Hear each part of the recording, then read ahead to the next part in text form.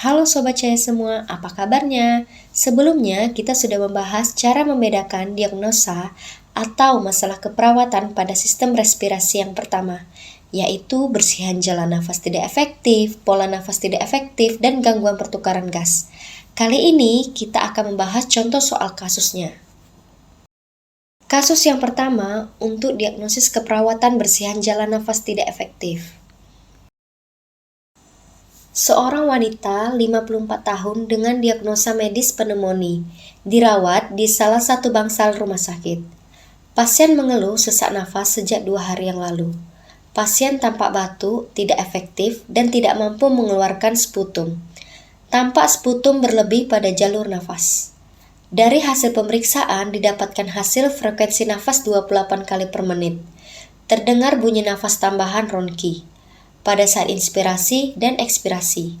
Pasien juga tampak gelisah. Apakah masalah keperawatan yang tepat pada kasus di atas? A. Gangguan pertukaran gas. B. Pola nafas tidak efektif. C. Risiko aspirasi. D. Gangguan ventilasi spontan. Dan E. Bersihan jalan nafas tidak efektif. Nah, berdasarkan kasus jawaban yang tepat adalah E. Bersihan jalan nafas tidak efektif.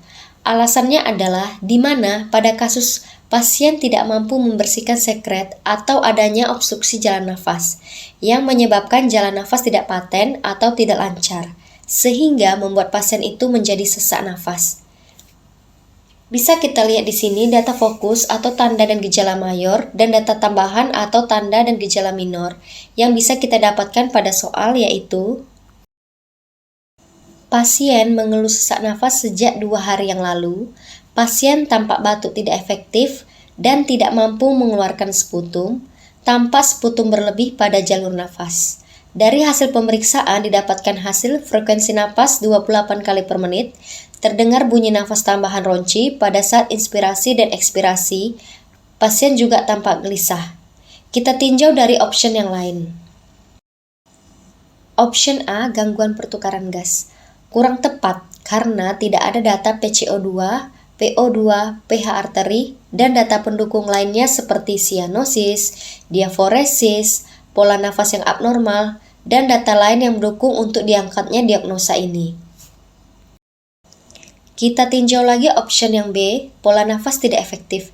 Bisa jadi diagnosis ini diangkat, tapi kurang tepat karena kurangnya data-data dan yang menjadi diagnosa aktual dan yang diutamakan itu adalah bersihan jalan nafas tidak efektif.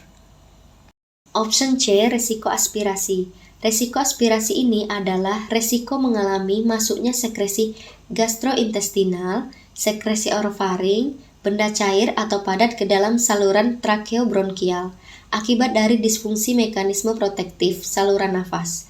Dalam artian lain, adanya benda asing yang masuk ke dalam saluran pernafasan. Pada soal kasus, tidak ada data yang menimbulkan resiko aspirasi tersebut. Berarti tidak bisa ya diagnosis ini untuk diangkat. Option D, gangguan ventilasi spontan juga kurang tepat. Karena gangguan ventilasi spontan itu sendiri adalah penurunan cadangan energi yang mengakibatkan individu tidak mampu bernafas secara adekuat.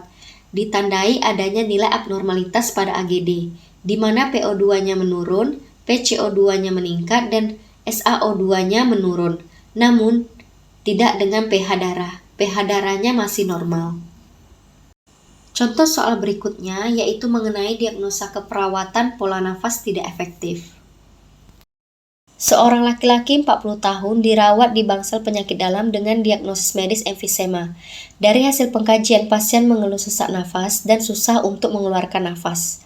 Nafas terasa berat apabila pasien posisi terlentang. Saat ini, pasien dipasang alat bantu pernafasan nasal kanul. Tampak adanya retraksi dada dan pernafasan cuping hidung. Tanda-tanda vital pasien: tekanan darah 140/90 mm air raksa, nadi 95 kali per menit, frekuensi pernafasan 29 kali per menit, dan suhu 37,5 derajat Celcius. Apakah masalah keperawatan yang tepat pada kasus di atas? A. Gangguan pertukaran gas. B. Pola nafas tidak efektif. C. Gangguan penyapihan ventilator. D. Intoleransi aktivitas. E. Hipertermia. Berdasarkan hasil pengkajian, maka masalah utama yang ditegakkan adalah B. Pola nafas tidak efektif. Menurut buku SDKI atau Standar Diagnosa Keperawatan Indonesia, pola nafas tidak efektif diartikan sebagai pola nafas, inspirasi dan ekspirasi yang tidak memberikan ventilasi yang adekuat, sehingga membuat pasien itu menjadi sesak. Kata kunci pada kasus ini adalah pasien mengeluh sesak nafas dan susah untuk mengeluarkan nafas. Nafas terasa berat apabila pasien posisi terlentang atau ini disebut dengan ortopnu. Tanpa adanya retraksi dada atau otot bantu nafas, pernafasan cuping hidung, dan frekuensi pernafasan 29 kali per menit. Kita tinjau lagi option yang lain. Option yang A, gangguan pertukaran gas. Kurang tepat karena tidak ada data PCO2, PO2, pH arteri, dan data pendukung lainnya seperti sianosis, diaforesis, pola nafas yang abnormal, dan data lain yang mendukung untuk diangkatnya diagnosis ini. Option yang C, gangguan penyapihan ventilator. Sangat kurang tepat karena di kasus sudah jelas ya pasien tidak terpasang alat ventilator. Maka jawaban yang C sudah pasti salah. Option yang D, intoleransi aktivitas. Intoleransi aktivitas adalah keadaan di mana seseorang mengalami ketidakcukupan energi untuk melakukan aktivitas sehari-hari. Pada kasus, keluhan sesak nafas pada pasien bukan disebabkan oleh aktivitas, melainkan karena ada masalah pada sistem pernafasannya.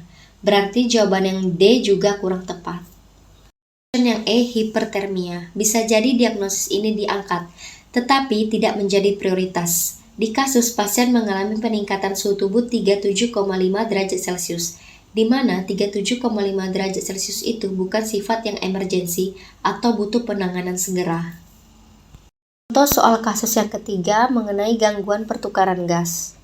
Seorang wanita 45 tahun dirawat di ruang rawat inap salah satu rumah sakit dengan pneumonia.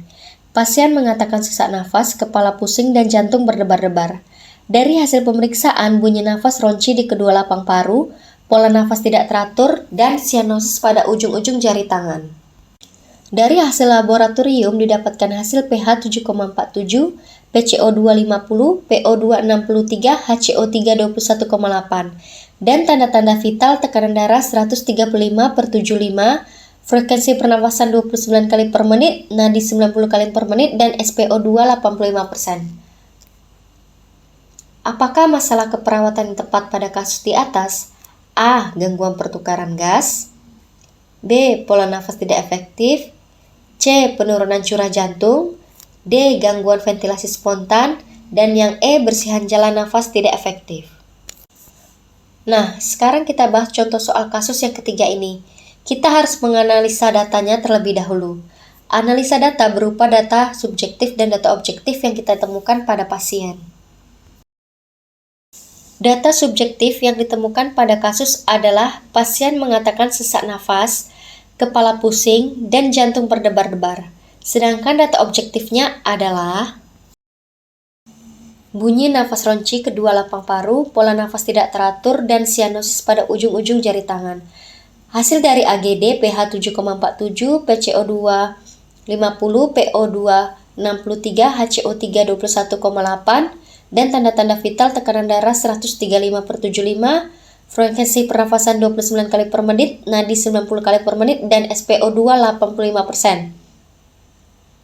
Berdasarkan data tersebut, masalah keperawatan yang bisa diangkat adalah option yang A, gangguan pertukaran gas.